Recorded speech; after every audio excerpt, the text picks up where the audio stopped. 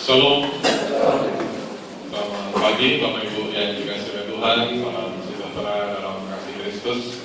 Hari ini kita akan belajar firman Tuhan dengan satu tema yang telah ada di screen depan, prinsip hidup yang berkemenangan. Pujian yang terakhir yang kita nyanyikan bersama kami memberikan satu gambaran yang cukup jelas bagaimana kita menjalani hidup ini. Pada bait yang pertama tadi dikatakan bahwa meskipun hidupku ya tidak selalu tenang, kadang-kadang ada badai yang gelap, kadang-kadang ada pergumulan yang berat, tetapi diyakini dalam pujian itu bahwa pada ujungnya akan ada pelangi yang indah. Amin Bapak Ibu ya. Dan sebetulnya kalau kita ngomong tentang hidup yang berkemenangan, itu bukan berarti hidup ini terus-menerus ada dalam kelimpahan, terus-menerus ada dalam pengucapan syukur ya, karena berkat-berkat yang luar biasa. Sebetulnya bukan. Tetapi hidup yang berkemenangan adalah hidup yang mampu menyelesaikan setiap persoalan-persoalan yang kita hadapi. Kehidupan yang berkemenangan adalah kehidupan yang memampukan kita untuk mengatasi setiap pergumulan, persoalan-persoalan. Nah, yang menjadi persoalannya adalah bahwa bagaimana supaya kita itu bisa mengatasi setiap pergumulan-pergumulan yang ada dalam hidup kita ini. Itu sebabnya pagi hari ini kita akan belajar tentang prinsip-prinsip hidup berkemenangan. Apa yang harus kita lakukan supaya hidup ini menjadi kehidupan yang berkemenangan. Sebetulnya bagian daripada firman Tuhan ini juga menjadi bagian dalam kehidupan saya. Apa yang harus saya lakukan, prinsip apa yang harus saya alami, jadi semacam kesaksian kecilan tentang bagaimana prinsip-prinsip itu harusnya menjadi bagian dalam kehidupan kita. Yang pertama Bapak Ibu, saya ingin kita melihat bersama-sama prinsip pertama di dalam supaya kita memiliki kehidupan yang berkemenangan adalah memahami waktunya Tuhan. Coba kita akan melihat Pengkhotbah 3 ayat yang ke-11, ayat yang sangat terkenal buat kita, akrab buat kita. Dan seringkali saya melihat undangan-undangan pernikahan itu ayat ini menjadi kutipan yang selalu muncul. Apa begitu nih sih? Perdananya begitu, perdananya. Oke, kita lihat ya. Pengkhotbah 3 ayat yang ke-11. Demikianlah firman Tuhan. Ia membuat segala sesuatu indah pada waktunya. Bahkan ia memberikan kekekalan dalam hati mereka. Tetapi manusia tidak dapat menyelami pekerjaan yang dilakukan Allah dari awal sampai akhir. Kalimat yang pertama ini sebetulnya sesuatu yang sangat mendasar, yang sangat substansi sekali, yang sangat mendalam dalam kehidupan kita sebagai orang percaya. Ayat itu berkata bahwa ia membuat segala sesuatu indah pada waktunya. Bahkan ia memberikan kekekalan dalam hati manusia. Saudara, menunggu waktu itu sesuatu yang sangat tidak menyenangkan.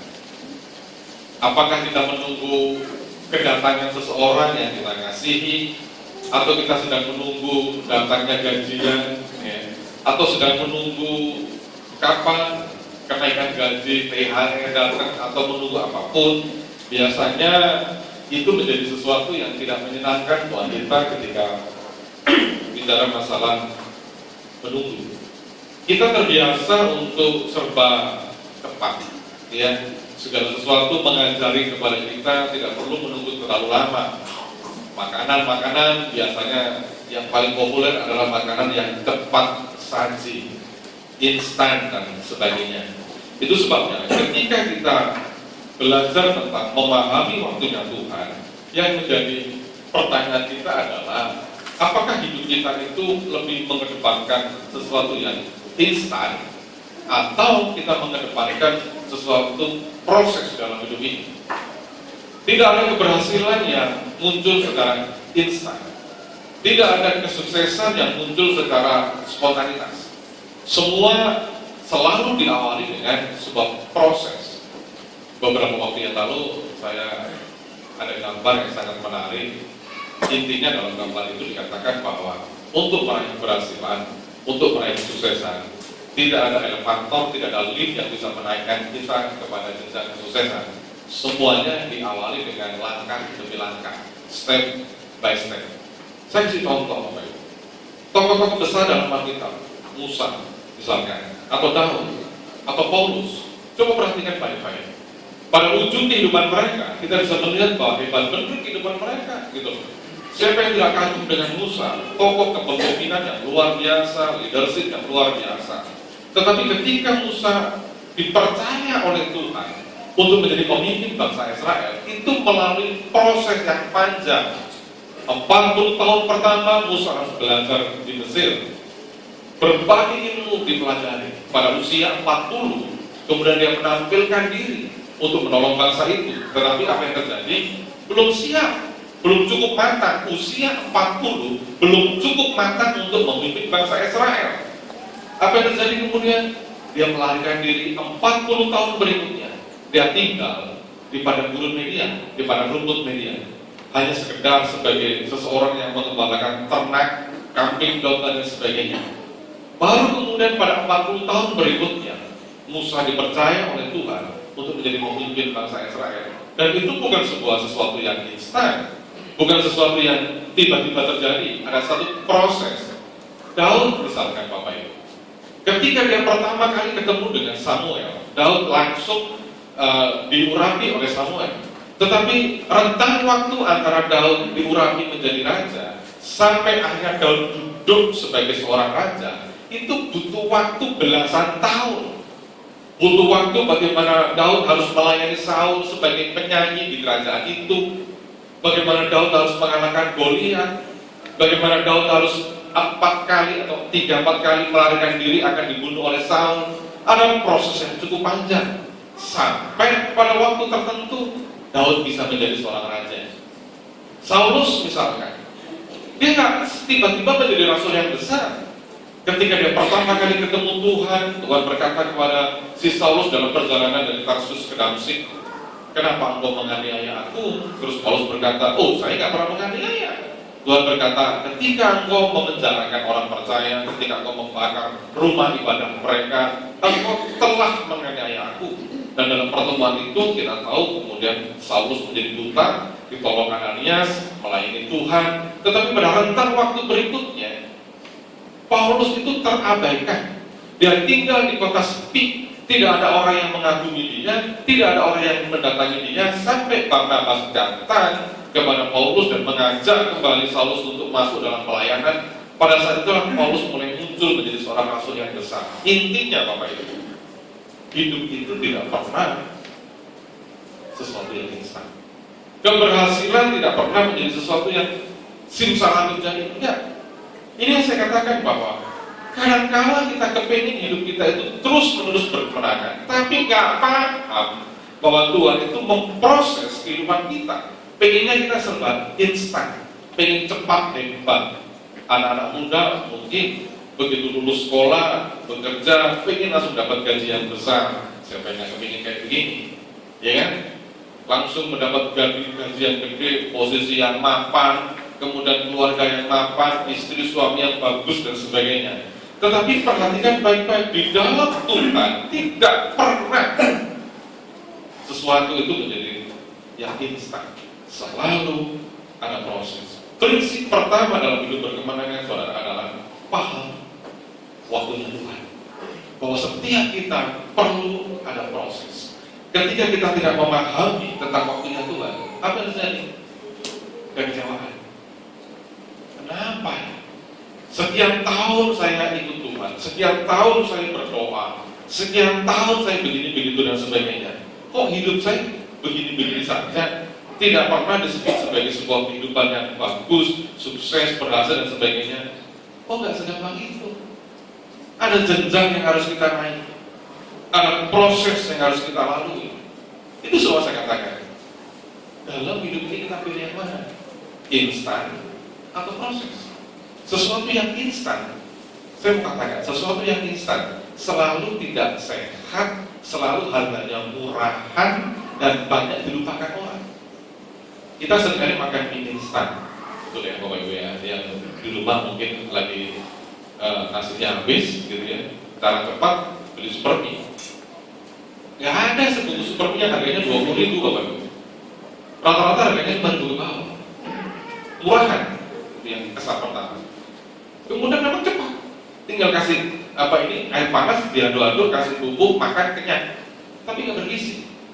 Coba kalau Bapak Ibu beli bakmi di restoran, nggak ada bakmi itu yang harganya 5.000.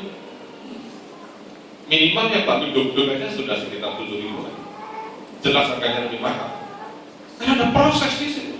Masa apalagi kalau Bapak Ibu beli ke restoran, dengan jangkrik atau kesawahan di situ, depo sawah, minimal satu porsi harganya 20.000 sampai 40.000.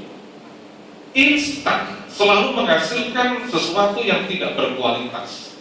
Instan selalu menghasilkan sesuatu yang nggak ada mutunya. Contohnya, kita melihat ajang pencarian bakat di televisi, ya, Indonesian Idol, ALFI, Akademi Dangdut, kemudian dalam segi agama ya, ada dai, televisi dan sebagainya, ya kan? Setelah mereka sukses, ya saya nggak mau ngomong namanya, tapi ada beberapa orang yang sukses sebagai penceramah oleh karena tayangan televisi. Apa yang terjadi? Kualitas pengabdian mereka kepada masyarakat jelek sekali. Tampilannya bagus, tapi sekarang ketangkap polisi. Ada yang kemudian bertindak kekerasan. Kenapa? Karena mereka mendaki puncak kesuksesan itu dengan serba instan. Prosesnya terjadi. Nah ini yang seringkali kita nggak paham, bahwa sesuatu yang instan selalu kualitasnya jelek. Sesuatu yang instan itu memang mudah dinikmati, cepat dinikmati, tapi tidak menyehatkan. Orang yang kebanyakan makan mie instan itu terkena berbagai macam gangguan kesehatan. Sesuatu yang tidak menyenangkan. Apalagi dalam hidup ini. Itu seperti Tuhan katakan, Allah membuat segala sesuatu indah pada waktunya. Ya, yang perlu kita pahami juga dua hal ini, Bapak Ibu. Hukum alam itu mengajarkan kepada kita sebuah buah itu ada pilihan. Kita petik sebelum waktunya, yang kita rasakan apa? Masih mentah. Yang kedua, kalau kita petik pada waktunya, buah itu masak, enak dan manis. Tapi kalau kelebihan waktunya, buah itu menjadi busuk. Makanya in his time itu sesuatu yang penting dalam hidup ini. Pada waktunya, enggak duluan, juga enggak kebelakangan. Nah, Tuhan tahu waktu yang tepat dalam kehidupan kita. Kalau Bapak Ibu melihat dalam 2 Petrus pasal 3 ayat yang ke-9, ya, 2 Petrus pasal 3 ayat yang ke-9, mungkin coba kita sama-sama melihat ayat ini. Bagi Bapak Ibu yang bawa Alkitab ya, atau HP-nya ada Alkitabnya, tidak ada dalam display, tapi saya catat di catatan saya. 2 Petrus pasal 3 ayat ke-9 berkata begini, Bapak Ibu. Tuhan tidak lalai menepati janjinya, sekalipun ada orang yang menganggapnya sebagai kelalaian, tetapi Dia sabar terhadap kamu, karena Dia menghendaki supaya jangan ada yang binasa, melainkan supaya semua orang berbalik dan bertobat. Tapi perhatikan bagian yang pertama, Tuhan tidak lalai menepati janjinya, sekalipun ada orang yang menganggapnya sebagai kelalaian. Atau dengan bahasa yang sederhana, Tuhan itu nggak pernah terlambat, walaupun banyak orang menganggap Tuhan terlambat, nggak pernah. Allah membuat segala sesuatu indah pada waktunya. Bapak Ibu, kalau kita mengalami banyak pergumulan, ya, banyak persoalan, banyak penderitaan, kita berpikir kenapa Tuhan kok nggak cepat-cepat menolong saya? Saya mau katakan, itu artinya Tuhan sedang bikin proses dalam kehidupan kita. Semua ada waktunya. Anak sekolah SD, kepingin lulus SD, harus menunggu sampai 6 tahun. Nggak bisa akselerasi secepat apapun. Anak SD kepingin sekolah dan lulus mendapat ijazah SD hanya makan waktu tempo 2 tahun. Nggak bisa. Ada aturannya 6 tahun. SMP 3 tahun, ya kan? SMA 3 tahun. Mau S1 minimal 4 tahun. Yang cerdas mungkin 3,5 tahun. Itu semua ada proses. Nah pertanyaannya, kenapa kita seringkali nggak sabar terhadap proses? Saudara semua katakan, ketika kita pengen hidup berkemenangan, pahamilah waktunya Tuhan. Kita nggak bisa terburu-buru untuk segala sesuatu.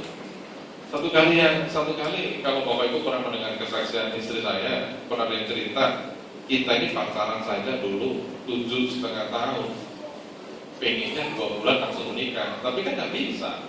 Ada proses 7,5 tahun harus kami lalui, dan ada banyak pergumulan-pergumulan yang harus kita hadapi, sesuatu yang harus kita rintis dalam kehidupan ini. Ini proses, ya kan? Banyak orang nggak paham bahwa di dalam Tuhan itu perlu ada proses, perlu ada waktu. Sekali lagi saya bilang, keberhasilan, kemenangan, kesuksesan nggak datang dengan tiba-tiba. Ada langkah-langkah yang harus kita ambil. Tunggu waktunya Tuhan. Prinsip hidup berkemenangan yang pertama yang saudara, pahami waktunya Tuhan. Kalau Anda kepingin cepat-cepat, maka yang terjadi apa? Masih mentah. Belum matang. Saudara pernah beli buah yang mentah? Saya sering. Sekarang nggak pinter beli buah. Pengennya beli buah alpukat. Biasanya kan begitu. Dan biasa di pasar itu alpukat kalau dijual pasti masih keras. Bentuknya bagus, keras, terus tertarik sekali. Si penjual bilang, Pak, ini 2-3 hari berikutnya pasti tidak matang. Ya, terbawa oleh ucapan daripada si penjual buah, saya beli mungkin 1 atau 2 kilo, masih mentah, disimpan. Kok nggak matang-matang ya? Nggak sabar, karena kepingin makan buah itu kan yang masih agak ya beberapa hari mungkin udah agak gemuk, dibuka, disendok begitu agak empuk, taruh dalam gelas, dimakan, pahit. Kenapa? Masih mentah. Tapi kalau sesuatu yang sudah matang, yang sudah masak, wow, enak sekali. Saya paling suka itu kalau alpukat yang sudah matang, empuk gitu ya, kayak mentega dimakan, digigit, masuk ke tenggorokan, nggak usah disuruh masuk sendiri, gitu kan. Kalau empuk gitu, enak sekali. Tapi kalau sudah kelewatan waktunya, sudah nggak enak, busuk, ya kan? Udah mulai ada serat-seratnya, belenyek dan sebagainya. Dulu saya seringkali kalau misalkan protes sama ibu saya, ini buah kok busuk kayak gini, ya dia menghibur diri ibu saya. Itu nggak bosok, itu ke galon, ke buah ini bahasanya sih bedo gitu kan ya. Ya kan? Semua ada waktunya. Ini yang perlu kita pahami, bahwa di dalam Tuhan, rencana Tuhan itu pasti ada waktunya. Nah kalau sampai hari ini ada anak-anak muda yang belum dapatkan pasangan, gitu ya, ada waktunya, jangan khawatir, jangan berpikir wah kapan ya saya ini kalau expired kayak apa, gitu ya. Enggak lah, pasti ada waktunya. Sesuatu yang expired itu selalu nggak bagus. Pernah makan masakan yang expired bikin alergi, gitu. Wah kalau kaget, karena beracun.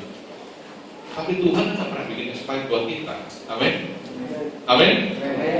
Selalu tepat pada waktunya, ya kan? Yang kedua, prinsip yang kedua, mematuhi kehendak Tuhan. Kalau yang tadi memahami waktunya Tuhan, sekarang mematuhi kehendak Tuhan. Matius 26 ayat yang ke-39. Maka ia maju sedikit, lalu sujud dan berdoa, katanya, ya Bapakku, jikalau sekiranya mungkin, biarlah cawan ini lalu daripadaku, tetapi janganlah seperti yang kukehendaki, melainkan seperti yang Engkau kehendaki. Saudara, kita ini masyarakat yang mendukung, yang mendorong tentang kemandirian. Kalau orang nggak mandiri, itu menjadi cercaan bagi banyak orang. Kita dituntut untuk bisa mengambil keputusan sendiri, kita dituntut untuk bisa mengambil semua inisiatif sendiri. Akibatnya apa? Akibatnya kita begitu bangga kalau mengandalkan kekuatan kita sendiri, sehingga kita terdorong untuk selalu melakukan apa yang aku mau. Dalam konteks kehidupan sehari-hari, kemandirian itu sangat penting. Dalam kehidupan sehari-hari, inisiatif sendiri itu sangat penting. Tapi ketika dalam konteks hubungan dengan Tuhan, kemandirian menjadi sesuatu yang tidak tepat ketika kita berelasi dengan Tuhan. Ketika kita bergantung kepada Tuhan, yang menjadi persoalan sebetulnya bukan apa yang aku mau, tapi apa yang Tuhan mau. Perhatikan ayat ini. Ayat ini menunjukkan kepada kita bahwa Yesus, walaupun dia adalah Tuhan, anak Allah yang diutus untuk menyelamatkan dosa umat manusia, dia tahu bahwa dia harus mati di atas kayu salib, dia tahu dia harus terlentang, dia tergantung antara bumi dan langit dalam gantungan kayu salib, dia tahu itu semua. Tapi dia juga mengungkapkan kemauannya. Ayat tadi dikatakan, ya Bapakku, jikalau sekiranya mungkin, biarlah cawan ini lalu daripadaku. Tetapi janganlah seperti yang ku kehendaki, melainkan seperti yang engkau kehendaki. Artinya apa? Tuhan sebetulnya punya kemauan. Kalau boleh Tuhan, saya nggak mati di kayu salib. Kalau boleh Tuhan, aku jangan kau tinggalkan. Supaya aku tidak berkata, ini nama siapa tadi. Kalau boleh Tuhan. Tapi aku menyerahkan kehendak itu kepada engkau. Biarlah apa yang kau kehendaki itu yang terjadi. Bapak Ibu Saudara terkasih, dalam hidup ini kadang-kadang kita ini merasa lebih hebat daripada Tuhan. Kita mendikte Tuhan, kita mengatur Tuhan dan berkata ini yang terbaik buat saya. Dan ketika kita berkata begitu, ini yang terbaik buat saya mau katakan, engkau tidak bisa seperti itu karena dengan sikap seperti itu engkau tidak mematuhi kehendak Tuhan. Saudara, bicara tentang mematuhi kehendak Tuhan, ada beberapa hal yang perlu kita perhatikan. Ya. Yang pertama adalah punya prinsip dalam hidup ini. Punya prinsip. Bukan apa yang aku mau, tapi apa yang Tuhan mau. Ini prinsip penting. Karena Tuhan tahu yang terbaik buat saya. Tuhan tahu yang terbaik buat saudara. Saya kasih gambaran. Seseorang pencipta apapun, karya seni apapun, pasti ketika dia menciptakan hasil karya, dia pasti telah berpikir, telah punya konsep, punya visi bahwa hasil karyanya ini akan digunakan sebagai apa. Seorang penjahit misalkan, ketika dia melihat kain terhampar di depannya, dia ambil gunting, dia ambil gambar, dia mulai sketch gambar, dia punya visi. Saya akan bikin baju hem bagi seorang pria yang ukurannya sekian. Bajunya itu digunting. Itu udah ada konsep dalam pikiran dia. Penjahit gitu. Mulai digunting, dia mulai membayangkan kalau baju ini nanti dikenakan oleh seorang pria yang berat badannya sekian, tingginya sekian, dan panjangnya sekian, pasti bagus. Itu ada konsep. Mulai digunting, mulai dijahit, gambarnya dipas-paskan dan sebagainya. Setelah jadi, dia akan ngerti betul bahwa baju ini, hem ini akan dipakai oleh seorang pria dewasa. Nah, ketika baju ini dipakai oleh pria dewasa, pasti bagus. Karena konsep untuk menciptakan itu. Coba bayangkan kemudian baju yang mestinya dipakai oleh pria dewasa, kemudian dikenakan untuk anak-anak usia balita. Pasti jelek, kedodoran. Dan baju itu sebetulnya nggak bisa protes begini. Aku nggak mau dipakai pria dewasa. Aku maunya dipakai untuk anak-anak balita yang imut, yang lucu dan sebagainya. Apa yang terjadi? Baju itu tidak berfungsi secara optimal. Mungkin kita bisa berpikir, tetap kok Pak, bisa dipakai baju kok Pak, bisa nutupi badan dia kok, bisa menghalau rasa dingin kok. Saya mau katakan, benar bisa, tapi nggak optimal. Nah, hidup kita ini Bapak Ibu, ketika Tuhan membentuk kita di dalam rahim ibu kita, Tuhan itu sudah punya konsep, Tuhan itu sudah punya gambaran, blueprintnya kayak apa. Nah, sering kali yang terjadi adalah kita itu maunya ngotot. Tuhan berkata, ini loh yang aku mau dalam hidupmu, kita enggak. Menurut aku, saya kepingin kayak begini. Saudara, saya mau katakan, punya cita-cita itu enggak salah, punya kemauan itu enggak keliru. Tapi kalau cita-cita kita, kemauan kita menyimpang dari maunya Tuhan, hidupmu tidak akan pernah optimal, hidupmu enggak akan pernah maksimal. Tetap berfungsi, benar, tetap kepake, benar, tapi nggak optimal. Karena Tuhan punya blueprint masing-masing dalam kehidupan kita. Ini yang perlu kita pahami. Bukan apa yang aku mau, tapi yang Tuhan mau. Nah, hari ini saya mau katakan, manusia itu kadang-kadang merasa lebih pintar dari Tuhan. Kadang-kadang kita itu merasa sok pintar daripada Tuhan. Kadang-kadang kita negosiasi sama Tuhan, Tuhan aku gak cocok kayak begini, aku gak bisa kayak begini. Tuhan dalam hati bilang begini, kamu tuh goblok amat gitu loh. Aku ciptakan memang untuk itu, bukan untuk yang lain. Kalau lo pengen yang lain, silakan. Tapi hidupmu tidak akan pernah optimal gitu loh.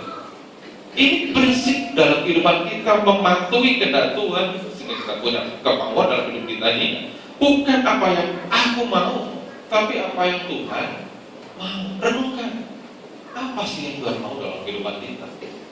Tuhan mau untuk menjadi kepala keluarga yang baik, ya kan? Tuhan mau untuk menjadi ibu rumah tangga yang baik. Tuhan mau untuk menjadi pekerja yang baik. Tuhan mau untuk menjadi hamba Tuhan yang baik. Tuhan mau untuk menjadi pegawai ini dan sebagainya yang baik. Itu dilakukan. Jangan pernah berpikir, oh saya nggak cocok kayak begini. Tiap kita pasti ada tugas masing-masing gitu loh. Tubuh kita aja, organ-organ tubuh ini kan tugasnya beda-beda, walaupun fungsinya sama, ya kan? Untuk mensejahterakan anggota badan kita, tetapi fungsinya beda. Tangan dengan kaki beda fungsi. Coba kalau dibalik, kaki jadi tangan, tangan jadi kaki, bisa nggak? Bisa, tapi nggak optimal. Jalannya merangkak, ya kan? Kalau kita jalan pakai tangan, bisa nggak? Bisa. Pemain akrobat bisa kok, tapi sama tangan tidak optimal, ya kan? Ini yang saya mau katakan, mematuhi kehendak Tuhan. Bukan apa yang aku mau, kata Tuhan, tapi apa yang Tuhan mau. Dalam hidup saya, Bapak, saya selalu berusaha, hati saya peka kepada Tuhan. Apa sih yang Tuhan mau dalam kehidupan saya? Bukan apa yang saya mau. Kalau apa yang saya mau, banyak pilihan dalam hidup saya. Saya pengen kayak begini, saya pengen kayak begitu. Saya mau begini, saya mau kayak begitu. Ada banyak. Tapi setiap kali diperhadapkan kepada sebuah pilihan, selalu saya kembali pada prinsip ini. Tuhan, apa yang mau dalam hidup saya yang harus saya kerjakan sesuai dengan kehendak. Yang kedua, saudara, tentang mematuhi kehendak Tuhan, ketaatan. Ketaatan itu harganya nggak bisa ditawar. Ketaatan bukan sesuatu yang bisa dikompromikan. Satu kali saya membaca sebuah cerita kecil dari seorang veteran Angkatan Laut Amerika, mantan marinir. Si mantan marinir itu berkata begini, ada dua hal yang sangat mutlak penting dalam kehidupan ini, ya, disiplin dan ketaatan. Dia bilang bahwa dalam kehidupan sebagai seorang marinir, dua hal itu nggak bisa ditawar. Itu mutlak, disiplin dan taat. Kalau itu terbiasa dalam kehidupan kita, disiplin dan taat, satu kali dalam peristiwa tertentu, kedisiplinan dan ketaatan itu yang akan menyelamatkan kehidupan kita, kata mantan marinir ini. Kemudian kita, suatu kali dia bersama dengan para perdunia, tim dia yang melakukan perjalanan menyeberang laut. Dia naik kapal laut, begitu kan, naik kapal yang biasa mereka tumpangi. Kondisi alam biasa-biasa saja, angin berhembus, sepoi-sepoi, cuaca cerah dan sebagainya. Mereka santai duduk-duduk di atas geladak. Komandannya ada di situ. Tiba-tiba di tengah suasana yang nyaman, yang tenang, yang enak, yang tidak ada bahaya apapun, komandannya tiba-tiba berdiri dan dia berteriak dengan sekeras mungkin si komandannya itu, "Tiara!" Semua kaget. Kenapa? Sejenak mereka berpikir, ada apa? Cuaca tenang, laut tenang, cerah semua. Kok tiba-tiba komandan berkata, "Tiara." Tetapi karena mereka hidup dengan dua prinsip ini, disiplin dan ketaatan, semua sadar di atas geladak kapal itu, marinir semua tiar. Dan ketika tiar, beberapa detik kemudian dia melihat tonggak yang pancang di atas kapal itu ternyata patah dan menyambung di atas badan mereka. Tapi karena mereka tiara, tidak ada satupun kepalanya yang terkena patahan daripada tiang pancang geladak itu. keselamatan mereka. Dari situ si veteran marinir itu mengaminkan bahwa ketaatan dan kedisiplinan itu sungguh sangat penting dalam hidup ini, dan dalam kondisi-kondisi tertentu itu bisa menyelamatkan kehidupan kita. Sebagai orang percaya, saudara, mematuhi kehendak Tuhan, ya seperti saya bilang tadi, salah satu unsurnya adalah taat. Ketaatan itu nggak bisa dinegosiasi, nggak bisa ditawar. Ketaatan itu nggak bisa dikompromikan. Bisa nggak Tuhan, kalau saya menjalankan firman Tuhan separuh-separuh saja, yang separuh saya jalankan, yang separuh enggak? Nggak bisa. Taat itu mutlak, total, harga mati, nggak bisa didiskusikan lagi. Seringkali bagaimana hidup kita? Bisa kita dongkrak. Kadang-kadang kita menegosiasikan apa yang dimau Tuhan. Kita mengkompromikan hal-hal yang penting dalam hidup ini. Boleh nggak ya saya separuh saja menjalankan perintah Tuhan? Boleh nggak ya saya 80% saja menjalankan firman Tuhan? Nggak bisa, saudara. Misalkan contoh, bicara masalah ketaatan. Satu kali Tuhan berkata kepada Abraham, Abraham, persembahkanlah anakmu yang tunggal kepadaku. Tuhan tidak menuntut supaya Abraham itu melakukan negosiasi. Namanya taat. Abraham sudah mengatakan, siap Tuhan. Ketika dia ngomong siap, Abraham tahu bahwa itu perkara yang menyedihkan. Dia akan kehilangan anak yang dia sayangi, dia akan menjadi bapak yang bengis, yang mampu membunuh anaknya, dia akan kehilangan simpati dari istrinya, karena anak satu-satunya itu akan dikorbankan. Tetapi semua itu dilakukan oleh Abraham demi sebuah perkara satu, taat kepada Tuhan. Enggak kompromi. Apa yang terjadi Bapak Ibu? Pengorbanan itu tidak sia-sia, ya kan? Akhirnya Tuhan menguji iman Abraham, anaknya akan diambil. Kemudian Tuhan memberikan pengganti domba yang ada di atas sana, sehingga sampai hari ini kita terkenal akan ayat itu bahwa di atas gunung Tuhan Allah yang setia. Apakah kita punya prinsip dalam hidup ini? Taat itu sesuatu yang tidak bisa ditawar. Dalam hal apapun, dalam kesehatan, tenaga, keuangan, waktu, semua. Kalau itu memang untuk Tuhan, lakukan, berikan kepada Tuhan 100% untuk Tuhan. Dan saya percaya, orang yang memberi kepada Tuhan tidak akan pernah bergerak. Tuhan akan balas. Yang ketiga, prinsip yang ketiga, menggantungkan hidup kepada Tuhan. Ini ayat yang kemarin kita baca, 2 Korintus 5 ayat yang kedua. Ayat itu berkata begini, sebab hidup kami ini adalah hidup kami percaya, bukan karena melihat. Ada 2 hal Bapak Ibu yang saya ingin kita renungkan bersama-sama tentang menggantungkan hidup kepada